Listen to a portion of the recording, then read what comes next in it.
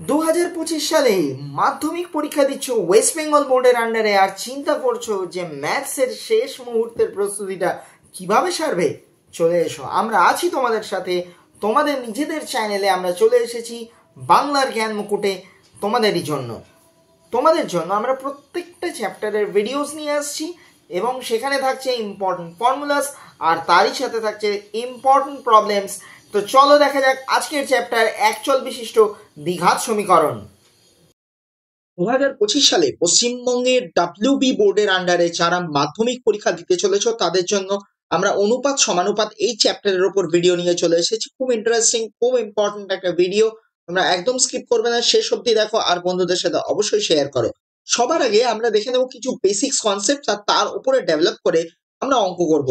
Basic concept develop করতে আমরা সময় নেব না, খুব অল্প সময়ে তোমাদের জন্য নিয়ে আসছি আমরা বেসিক কনসেপ্ট। প্রথমেই প্রশ্ন আসছে যে অনুপাত বস্তুটা কি, খায় না মাথায় দেয়? কি করবো আমরা এটা নিয়ে, এর কাজটা কি, এটা আমাদের জেনে নিতে হবে। সোজা কথা, অনুপাত হচ্ছে সমজাতীয় রাশির তুলনা করে। এবার ব্যাপারটা কিরকম, আমি বললাম যে দশম ও নবম শ্রেণীর ছাত্রছাত্রীদের সংখ্যা একটা বিদ্যালয়ে, ধরো দশম শ্রেণীতে আছে 60 জন, নবম শ্রেণীতে আছে 40 জন। এবারে এদেরকে আমি তুলনা করছি। তুলনাটা কিভাবে করব, এরকম একটি কোলন চিহ্নের মাধ্যমে করব। 60:40 অর্থাৎ 60:40।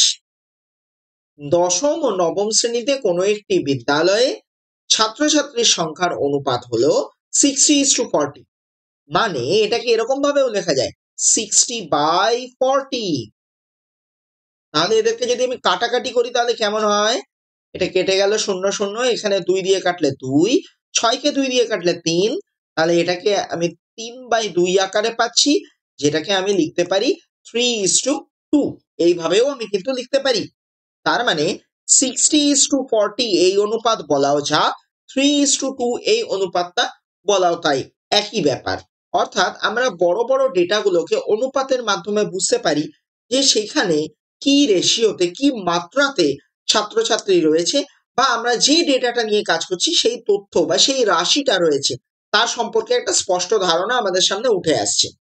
এটাকে আমি যদি ইন জেনারেল একটা খুব সাধারণ পদ্ধতির মাধ্যমে লিখতে চাই, কি হবে দেখো, যদি কোনো একটা রাশি এ সংখ্যক আর বি আরেকটি রাশি বি সংখ্যক থাকে, তাহলে সেটার অনুপাতকে a:b আকারে লেখা যায়, a:b। সেটাকে আমি কিভাবে লিখছি, a/b আকারে লিখতে পারি। এখানে এটাকে বলা হয় পূর্বপদ, বি কে বলা হয় উত্তরপদ। এবারে আমি এই সংখ্যাটিকে যদি কে দিয়ে গুণ করি, তাহলে বি সংখ্যাটিকেও কে দিয়ে গুণ করতে হবে। সেটার মাধ্যমে আমি কি বোঝাতে পারি, a কে b কে। এবারে এই যে a:b কে আমি a/b ফর্মে লিখলাম, মানে a কে b দিয়ে ভাগ করছি। যদি ভাগ করে আমি একের থেকে ছোট কিছু পাই, তাহলে এই অনুপাতটাকে আমি বলবো লঘু অনুপাত। আর যদি ভাগ করে আমি একের থেকে বড় কিছু পাই, তখন এটাকে আমি বলবো গুরু অনুপাত। এইবার আমি যাব পরের কনসেপ্ট, মিশ্র অনুপাত বা যৌগিক অনুপাত বলতে কি বোঝো। ধরো a:b হচ্ছে তোমার একটা অনুপাত, আর c:d হচ্ছে আরেকটা অনুপাত, দুটোর মিশ্র বা যৌগিক অনুপাতটা কি হবে, ac:bd, মানে গুণ করছি। কিভাবে, একটা উদাহরণ দেখো। ধরো আমি একটা অনুপাত দিয়েছি 2:3, আরেকটা অনুপাত দিয়েছি 4:5, তাহলে এদের মিশ্র অনুপাত কেমন হবে, এই 2 এর সাথে 4 গুণ করো, তাহলে 4 দুগুণে হয়ে যায় 8। আমি লিখছি 2 গুণ 4 ইস্টু এই 3 এর সাথে আমি 5 কে গুণ করব, মানে পূর্ব পদের সাথে পূর্বপদ আর উত্তর পদের সাথে উত্তরপদ। তাহলে 4 দুগুণে 8 আর 3 5-এ 15, তাহলে 8:15টা হলো এই 2:3 আর 4:5 এদের দুজনার মিশ্র অনুপাত বা যৌগিক অনুপাত। এবারে আমরা চলে যাব একটু সমানুপাতির ধারণায়। সমানুপাতি বস্তুটা কিরকম সেটা নিয়ে আমরা আলোচনা করব। এই আমরা যে প্রথম উদাহরণটা নিয়েছিলাম 60:40, যেটাকে আমি সিম্পলিফাই করে পেলাম, মানে সরলীকরণ করে পেলাম 3:2, তাহলে এই 60:40 আর 3:2 দুটো আসলে একই বস্তু। এই দুটি অনুপাত আসলে সমান, আসলে তারা একই ধরনের বৈশিষ্ট্য বহন করে। তাহলে এই অনুপাত দুটিকে আমি একসাথে বলতে পারি সমানুপাত। তাহলে সেইটাকে আমরা কিভাবে লিখছি? 60:40 আর 3:2 কে সমানুপাত আকারে আমরা লিখতে পারবো 60:40 সমানুপাত 3:2। সেইটাকে আমরা সাধারণ উপায়ে কিভাবে লিখছি? A:B সমানুপাতি C:D। ঠিক আছে, তার মানে এখানে এই যে ধারে যে দুটি টার্ম আছে, ধারে যে দুটি পদ আছে এ আর ডি, এরা শেষে আছে, প্রান্তে আছে, তাই এদের নাম প্রান্তীয় পদ। আর বি আর সি আছে মাঝখানে, মধ্যে আছে, তাই এদের নাম মধ্যপদ। এবার এই A:B সমানুপাতি C:D, এটার মধ্যে ডি কে আমরা বলে থাকি চতুর্থ সমানুপাতি। ডি কে বলে থাকি চতুর্থ সমানুপাতি। যদি কোনো কারণে বি আর সি, এই বি আর সি পরস্পর যদি সমান হয়ে যায়, তাহলে দেখো তো ব্যাপারটাকে আমরা এরকম করেও লিখতে পারি A:B সমানুপাতি B:C। এখানে তখন সি মানে শেষে যেটা আছে তাকে আমি বলছি তৃতীয় সমানুপাতি, আর মাঝখানে যে বিটা রয়েছে সেটাকে বলছি মধ্য সমানুপাতি। এবারে আমরা অনুপাত আর সমানুপাতের কিছু অঙ্ক করব। আমাদের প্রথম অঙ্কটা কি বলছে? বলছে আমাকে A:B এর মান দেওয়া আছে 2:3। তাহলে একটু লিখে ফেলি আমরা, কি দেওয়া আছে তথ্য আমার কাছে? A:B মানে 2:3। তাহলে দেখো তো এটা থেকে আমি লিখতে পারি, বা A/B মানে হলো 2/3। এটাকে তুমি একটা নাম্বারিং করে দাও, 1 নম্বর নাম দাও। আবার কি দেওয়া আছে তোমায়? B:C মানে হচ্ছে 4:5। তাহলে দেখো তো আমি কি বলতে পারি? B/C মানে কত? 4/5। এটাকে বলছি 2 নম্বর। আর কি দেওয়া আছে আমায়? C:D। তাহলে C:D মানে কত? 6:7। তার মানে কি লিখতে পারি আমি? C/D মানে হলো 6/7। তাহলে আমার যে তিনটে অনুপাত দেওয়া ছিল তাদেরকে আমি আমার মতো করে সাজিয়ে নিলাম। এবার আমাকে দেখতে হবে আমার কাছে কি চেয়েছে, কার মান বার করতে দিয়েছে। বলেছে A:D টা বের করো, A:D টা বের করো। তাহলে একটু দেখি কিরকম করে চেষ্টা করা যায়। A:D কে আমি কেমন লিখতে পারি? A/D। দেখো তো এটাকে আমি এরকম করে ব্যালেন্স করতে পারি, A/B গুণ B/C গুণ C/D। তার মানে আসলে কি হচ্ছে? এই বি আর এই বি ক্যান্সেল হয়ে যেতে পারে, এই সি আর এই সি ক্যান্সেল হয়ে যেতে পারে, কিন্তু ক্যান্সেল আমি এখানে করছি না। আমি এরকম করে সাজালাম কেন? কারণ দেখো আমি A/B এর মান জানি, B/C এর মান জানি, C/D এর মান জানি। কোথা থেকে জানি? এই 1 নম্বর 2 নম্বর আর 3 নম্বরকে ব্যবহার করে আমি ওদের মানটা লিখতে পারবো। তাই আমি এই কথাটা বললাম আর জিনিসটাকে আমি এইভাবে সাজালাম। এইবারে আমরা দেখব কি হচ্ছে। A/B এর মান কত? 2/3। B/C এর মান কত? 4/5। আর C/D এর মান কত? 6/7। এবার একটু কাটাকাটি করে দেখি। 3 দুগুণে 6।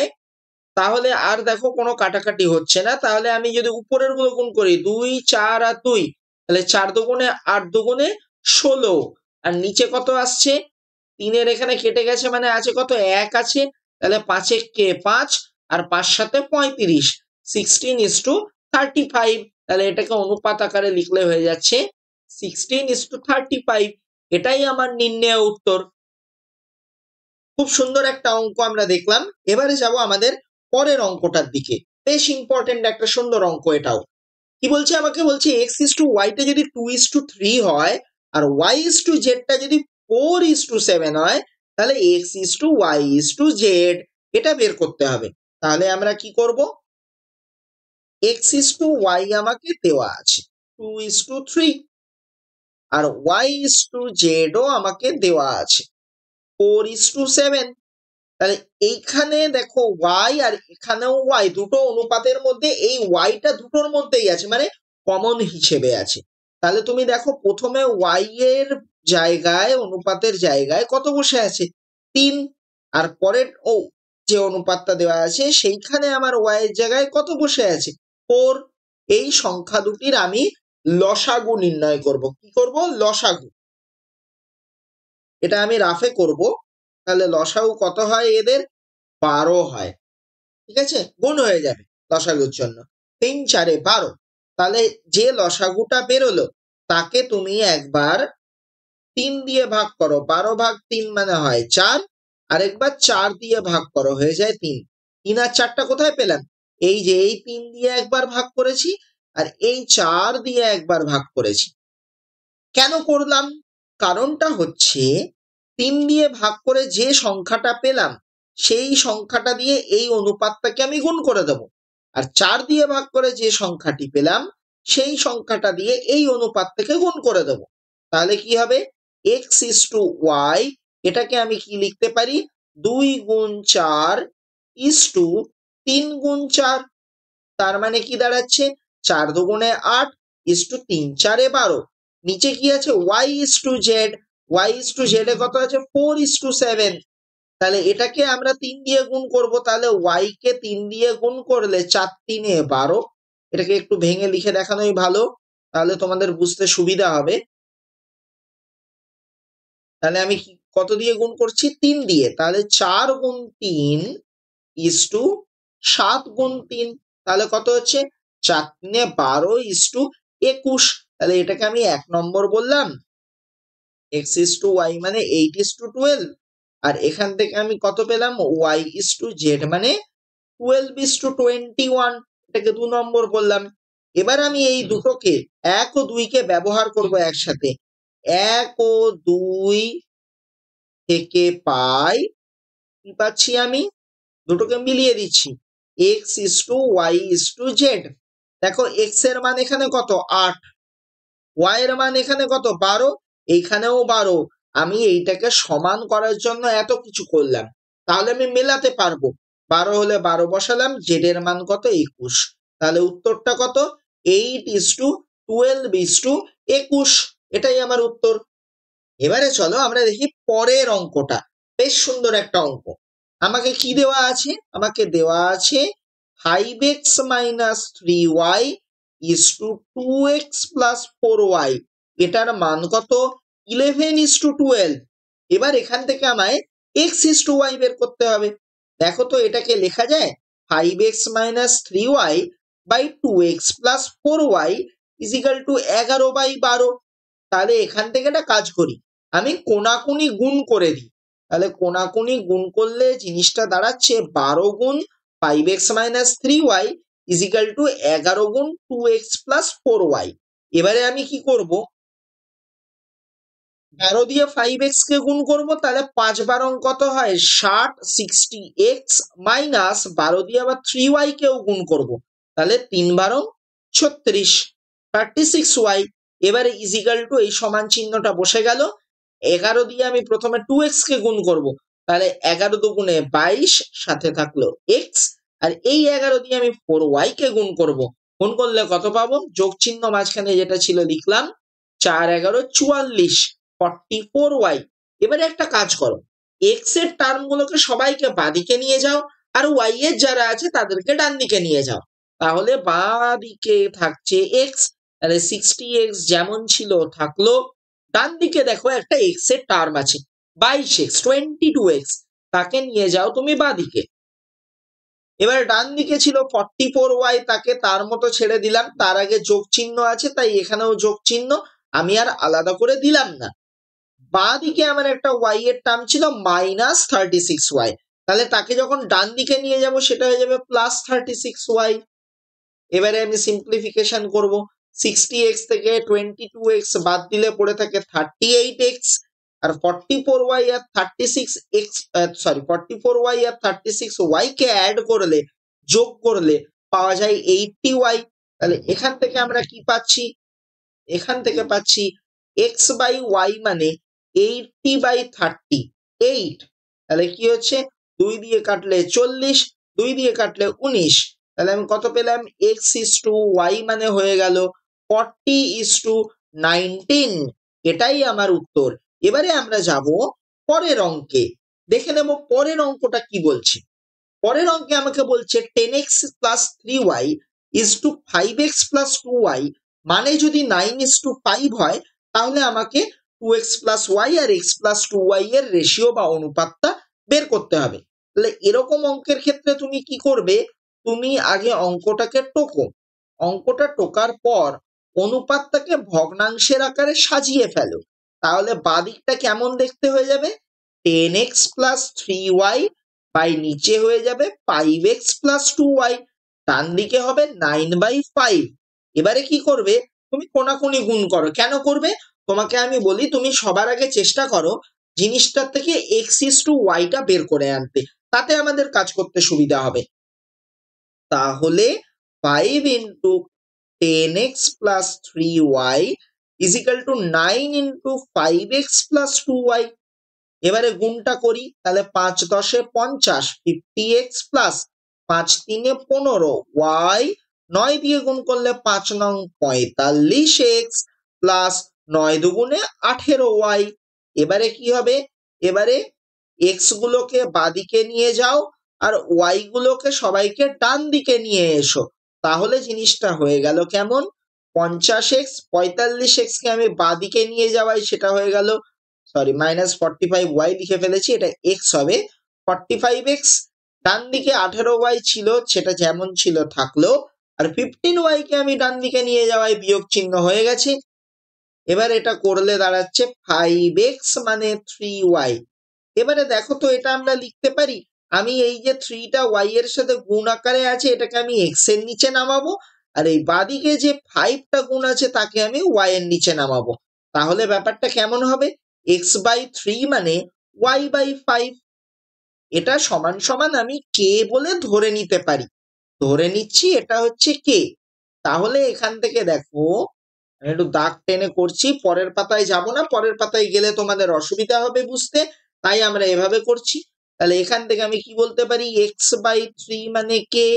x/3 মানে যদি k হয়, তাহলে x এর মান কত? 3k। আবার y/5 মানে যদি k হয়, তাহলে আমার y এর মান হয়ে যাচ্ছে 5k। এবার বের করতে দেওয়া আছে যেটা, সেটাকে আমি নিয়ে আসছি। 2x plus y is to x plus 2y। এটাকে যদি ভগ্নাংশের আকারে সাজায় কেমন হয়? 2x plus y by x plus 2y। এবার 2x, x এর মান কত পেয়েছিলাম? বসিয়েছি 3k, বসিয়ে দাও। y এর কত? 5k, বসিয়ে দাও। বাই x এর মান আবার কত? 3k, তাহলে 3k প্লাস 2 ইন্টু 5k। তাহলে কি হয়ে যাচ্ছে ব্যাপারটা? 3 দুগুণে 6, 6k প্লাস 5k। নিচের ক্যালকুলেশন করো, 3k প্লাস 5 দুগুণে 10, 10k। তাহলে কত? উপরে 11k বাই নিচে হচ্ছে 13k। k আর k ক্যান্সেল হয়ে গেল, পড়ে রইল 11/13। তাহলে অনুপাতটা কত হলো? 11:13। এটাই আমার নির্ণেয় উত্তর। এবারে আমরা দেখে নেব আমাদের পরের প্রবলেম। পরের প্রবলেমটা কি বলছে? অঙ্কটা কি বলছে? বলছে যে কোনো একটি সংখ্যার অনুপাত কি দেওয়া আছে আমাকে? 4:7। সেই অনুপাতের পূর্বপদের সঙ্গে যোগ আর উত্তর পদের থেকে বিয়োগ করলে কত সংখ্যা, কোন সংখ্যাকে আমি এই অনুপাতের পূর্বপদ এর সাথে যোগ করব আর উত্তর পদের থেকে বিয়োগ করব? তাহলে 4:7 যে অনুপাত, তার পূর্বপদ কোনটা? 4, উত্তর পদ কোনটা? 7। তাহলে এর সাথে কি করব? যোগ করব, আর 7 মানে উত্তর পদের থেকে বিয়োগ করব। করলে কি পাবো সেটা জানতে হবে তো। করলে উৎপন্ন, এটা ল হয়ে গেছে, উৎপন্ন অনুপাতটির মান 2:3 আর 5:4 এর যৌগিক অনুপাত হবে। তাহলে কি কি? 2:3 আর 5:4 যৌগিক অনুপাত কিভাবে তৈরি হয়? পূর্বপদ আর পূর্বপদের গুণ, তাহলে 5 দুগুণে 10 ইস্টু উত্তর পদ আর উত্তর পদের গুণ, 3 4 12। তাহলে আমাকে 10:12 আনতে হবে, মানে আমি এমন একটা সংখ্যা 4 এর সাথে যোগ করব আর 7 এর থেকে বিয়োগ করব, করলে যাতে আমার নতুন অনুপাতটা 10:12 এর সাথে সমান আসে। আমরা সেটাই চেষ্টা করব। একটু দেখা যাক আমরা ডিটেলসে যদি সুন্দর করে অঙ্কটাকে করি, তাহলে আমাদের অঙ্কটা কেমন হচ্ছে, আমরা সেটার দিকে এগোবো। তাহলে এক কাজ করি, আগে আমাদের যৌগিক অনুপাতটাকে বের করে ফেলি।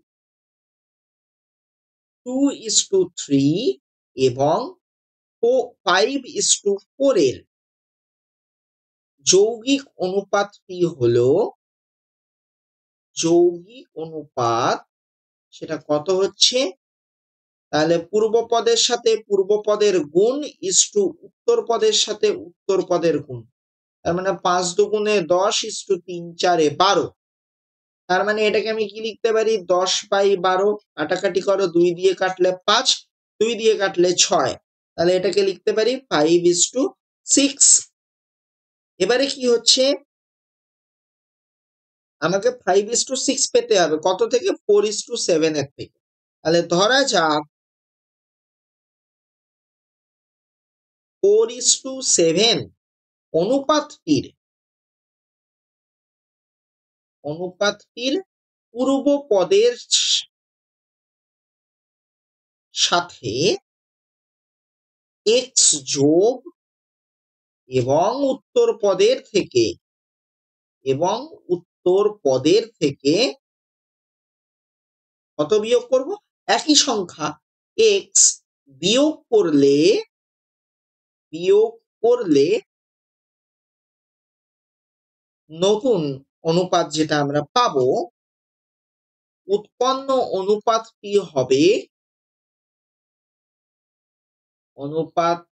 হবে কত, মিশ্র অনুপাতটা মানে 5:6। তাহলে কি হবে, আমরা কি লিখতে পারি, তাহলে প্রশ্ন অনুযায়ী প্রশ্নে যা দেওয়া রয়েছে সেই অনুযায়ী আমরা কেমন সাজাতে পারি, 4 + x = 7 - x পূর্ব পদের সাথে যোগ আর উত্তর পদের থেকে বিয়োগ করলে কত পাবো 5:6।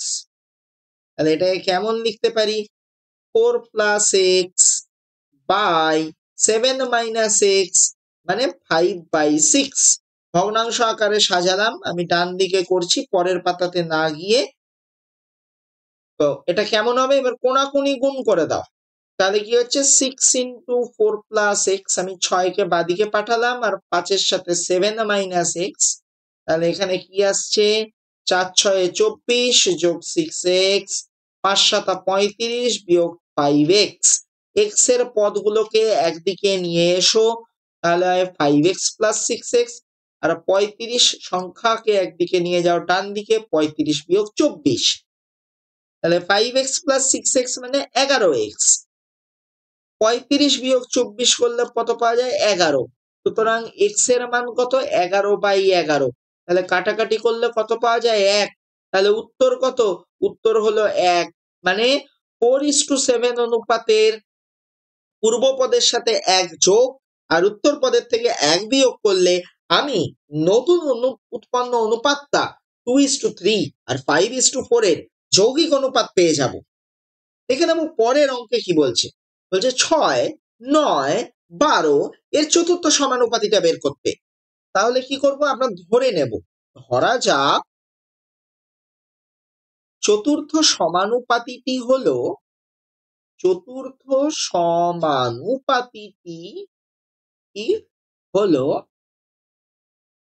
x। তাহলে আমরা কি লিখতে পারি 6:9 সমানুপাতি 12:x। তার মানে আমরা কেমন করে লিখতে পারি 6/9 = 12/x। এবারে করো কোণাকুণি গুণ, মানে 6x মানে 12 গুণ 9। এবারে আমার চাই কার মান, x এর মান। তাহলে x মানে কত 12/9, নিচে নামাও 6, 6 দিয়ে কাটলে 6 দুগুণে 12 আর 9 আর 2 এ গুণ করলে 9 দুগুণে 18। তাহলে চতুর্থ সমানুপাতিটি কত, উত্তর হয়ে গেল 18। এবারে দেখে নেব আমরা পরের অঙ্ক। বলছে আমি 3 টাকা ও 12 টাকার তৃতীয় সমানুপাতি নির্ণয় করি। তৃতীয় সমানুপাতি তার মানে এখানে মধ্যপদ দুটো সমান। তাহলে ধরা যাক তৃতীয় সমানুপাতিটি হলো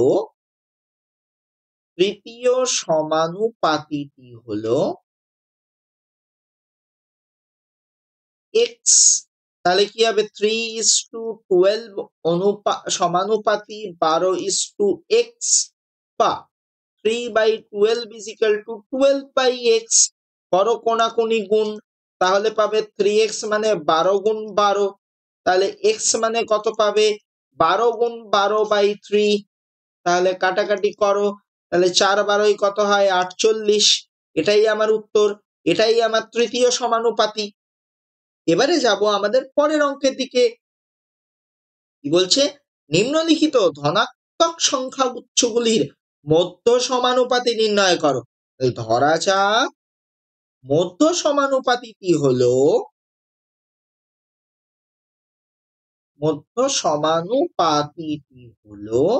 x। তাহলে কি হবে? 5 অনুপাত বা x সমানুপাতি x 80। তাহলে করো ভগ্নাংশে আকারে প্রকাশ। তাহলে 5/x মানে x/80। করো কোনাকুনি গুণ, তাহলে পাচ্ছি 5 গুণ 80 সমান x গুণ x। তার মানে কত হলো? আমি x গুণ x টাকে বাদিকে লিখছি, তাহলে লিখতে পারি x স্কোয়ার। 5 গুণ 80 করলে পাওয়া যায় 400। তার মানে x মানে কত? √400। 400 মানে কত হয়? 20 গুণ 20। তাহলে আমি রুট করলে পাবো 20। তাহলে নির্ণেয় উত্তর কত? 20। তাহলে আমরা দেখে নিলাম অনুপাত এবং সমানুপাতের বেশ কিছু গুরুত্বপূর্ণ অঙ্ক। এই ধরনের অঙ্কের মধ্যেই তোমরা মাধ্যমিকে বেশ কিছু অঙ্ক পেয়ে যাবে। তাই আমাদের চ্যানেলের সাথে থাকো। আর যদি তোমাদের মনে হয় তোমাদের বিশেষ কোনো অঙ্কে অসুবিধা আছে, অনুপাত বা সমানুপাতের কোনো অঙ্ক তোমাদের বুঝতে অসুবিধা হচ্ছে, তোমরা সেই প্রবলেমটা আমাদের হোয়াটসঅ্যাপ নাম্বারে পাঠাও। হোয়াটসঅ্যাপ গ্রুপের লিংক দেওয়া আছে ডেসক্রিপশনে। সেখানে পাঠালে আমরা সেই প্রবলেমটি সমাধান করে দেব। সেটির উপরে শর্ট ভিডিও বানিয়ে আমরা আপলোড করে দেবো। সেখান থেকে তোমরা তোমাদের সলিউশনসটা পেয়ে যাবে। আমাদের চ্যানেলের সাথে থাকো, চ্যানেলটা সাবস্ক্রাইব করো, আর ভিডিওটা তোমাদের বন্ধুদের কাছেও ছড়িয়ে দাও।